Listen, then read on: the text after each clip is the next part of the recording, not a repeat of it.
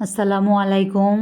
আশা করি আপনারা সকলে ভালো আছেন। এই তো আল্লাহর রহমতে আমিও ভালো আছি। এই যে আজকে হচ্ছে আপনাদের সাথে একটি সুন্দর ব্লগ শেয়ার করার জন্য চলে আসলাম।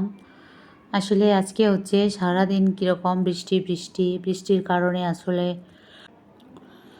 বাইরে যাওয়া হয় না, আর ভিডিওগুলো তেমন শেয়ার করা হয় না, যার জন্য হচ্ছে এই ভোগান্তি। যাই হোক, আপনাদের সাথে হচ্ছে এই যে চলে আসলাম সুন্দর একটা ব্লগ শেয়ার করার জন্য। তার জন্য আমি আজকে হচ্ছে কিছু রান্না করব, একটু সবজি ডাল আর হচ্ছে মুরগি রান্না করব। কারণ হচ্ছে 2-3টা আসলে তরকারি সবজি না হলে হয় না, যেহেতু রুটি থাকে, তারপরে হচ্ছে ভাত খাওয়া লাগে দুপুরবেলা, আবার মামুনির খাবার আলাদা রান্না করা লাগে, তার জন্য আর কি সব মিলিয়েই। তা আমি হচ্ছে সবসময় ভাজি করতে গেলে আলাদাভাবে সবজি আগে সিদ্ধ করে রাখি। সবজিতে হালকা লবণ হলুদ দিয়ে কাঁচামরিচ দিয়ে তারপরে হচ্ছে আলাদাভাবে সিদ্ধ করে পানি ঝরিয়ে তারপরে হচ্ছে মানে পানিটা হয়তো বা শুকিয়ে যায় পুরো, এরকম রেখে তারপরে চড়া জালে তারপরে হচ্ছে ভাজিটা করি। আর এই ভাজিটা কিন্তু খুবই ভালো লাগে। এই যে কষি চিচিঙ্গা আপনারা যে নামেই চেনেন না কেন, যে নামেই চিনে থাকেন না কেন, এই ভাজিটা কিন্তু ডিম দিয়েই সবথেকে বেশি ভালো লাগে। আর হচ্ছে এই ভাজিটার সাথে রুটিও খুব ভালো লাগে, আবার ভাত দিয়েও যদি কেউ খেতে চায় তাহলেও ভালো লাগে। এগুলো হচ্ছে সহকারী খাবার।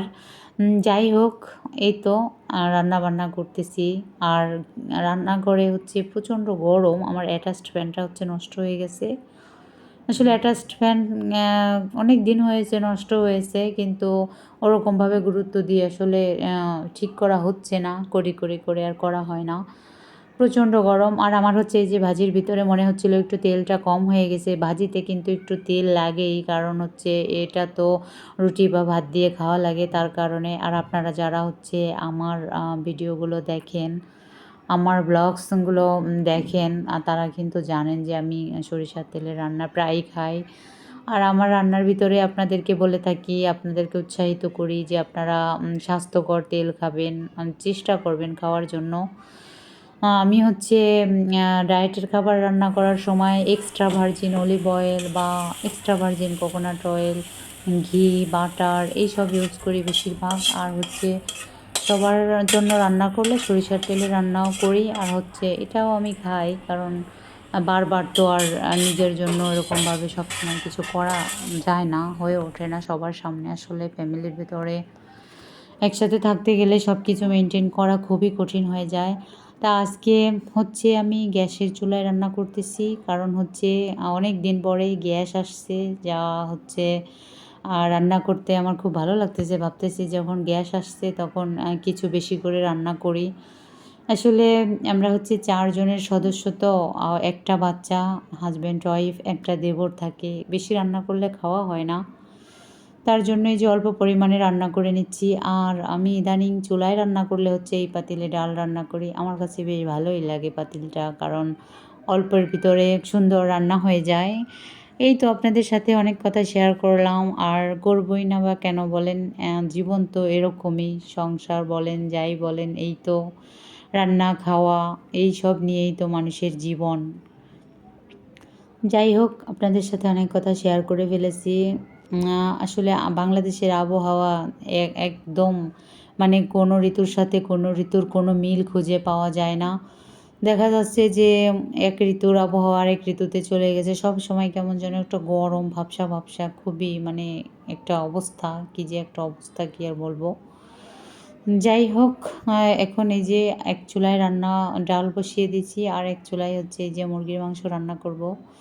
তো আমি হচ্ছে গ্যাস দেখে অনেক ধরনের রান্নার আয়োজন করে ফেলেছিলাম। আসলে অনেকগুলো ভিডিও করেছি মোবাইলে। কিন্তু ভিডিওগুলো হচ্ছে যে একটার সাথে একটা মানে মিশে গেছে, এরকম হয়েছে।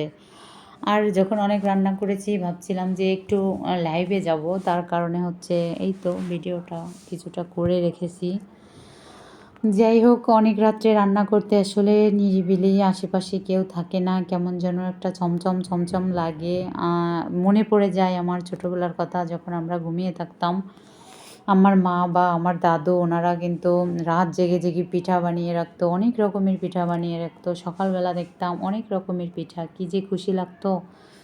আর বলতাম যে এত রাত্রে পিঠা বানাও, তোমাদেরকে ভূতে ধরে না?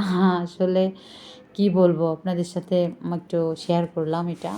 তো মনে মনে ভাবতেছি আমাকে কে বলবে এগুলা, আর একা একা আসলে সবাই কিন্তু জেগে আছি আজকে, আমরা রাত্রে কেউ হচ্ছে ঘুমাচ্ছি না কোনো এক কারণবশত, সবাই জেগে আছে, যদিও খাওয়া হয়ে গেছে রাতের।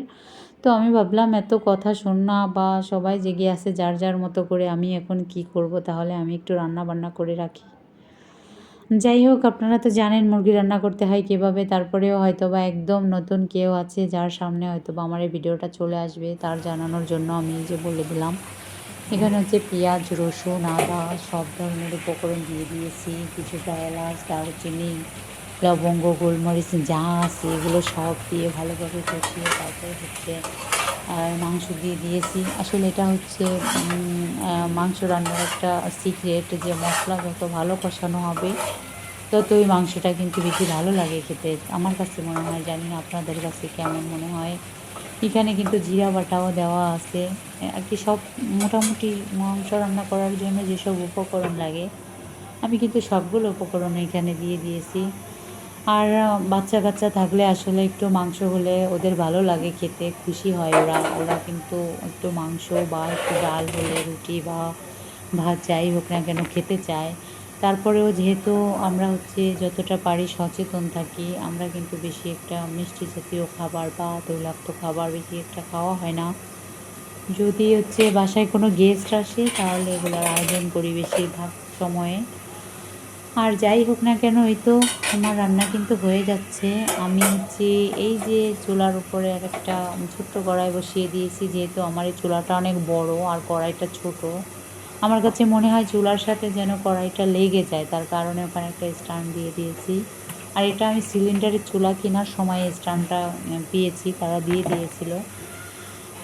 যেহেতু আপনারা জানেন যে আমার ব্লগ বা ভিডিওগুলো যারা দেখে থাকেন সব সময় ভালোবেসে দেখেন, তারা জানেন যে আমি প্রায় সিলিন্ডার বা ইন্ডাকশন চুলায় রান্না করি। লাইনের চুলার গ্যাস সেরকম থাকে না, যার কারণে হচ্ছে রান্নাও হয় না। লাইনের চুলার গ্যাস হচ্ছে 12টার পরে আসে, আবার 4টার দিকে চলে যায়, অত রাত্রে আসলে জাগি না। এই তো আমি ওইদিকে পেঁয়াজ রসুন দিয়ে আমি ডাল বাগার দিয়ে দেব, মানে যা হয় আর কি, ডাল বাগার দেওয়ার জন্য যাগুলো উপকরণ লাগে কম বেশি দিয়ে দিলাম। এদিকে একটা রান্না হচ্ছে, ওদিকে একটা রান্না হচ্ছে, বেশ ভালোই রান্না চলে যাবে। এটা দিয়ে আমাদের কালকে হয়ে যাবে খাওয়া। আর সকালবেলা হচ্ছে রুটি বানাবো, গরম গরম রুটি, তার সাথে ভাজি থাকবে।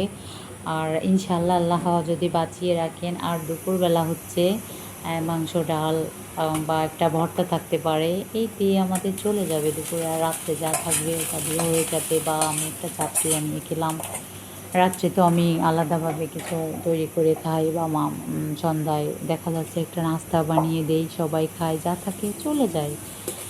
যাই হোক, এই তো কিছুদিন আবহাওয়ার কারণে আর হচ্ছে অনিয়ন্ত্রিত জীবনযাপন চালাচ্ছি, যা নিজেই স্বীকার করতে হয়। তার জন্য বাইরে যাওয়া হয় না, হাঁটতে যাই না, ঘরেও যোগা করা হয় না, কিছুই হয় না। সব মিলিয়ে এই তো পেজে সময় দেই যথেষ্ট। দোয়া করবেন আপনারা আমার জন্য, আল্লাহ যেন আমাদের পরিবারকে নিয়ে ভালো রাখেন, সুস্থ রাখেন। আর আপনাদের জন্য দোয়া করি, আল্লাহ যেন আপনাদের ভালো রাখেন, সুস্থ রাখেন, এই দোয়াই করি আপনাদের জন্য। এই তো মাংসের এই পর্যায়ে আলুটা দিয়ে দিতে হবে। আসলে আলুটা আরও আগে দিয়ে দিলেও পারতাম, মাংসর সাথে দিয়ে দিলেও হয়, তবে আমি এভাবে একটু কষিয়ে নিলাম। যাই হোক, আপনাদেরকে অসংখ্য ধন্যবাদ জানাই যারা হচ্ছে এতক্ষণ ধরে ধৈর্য ধরে আমার ব্লগটা দেখলেন, তাদেরকে অসংখ্য অসংখ্য ধন্যবাদ জানাই। ভালো থাকবেন, সুস্থ থাকবেন, আল্লাহ হাফেজ।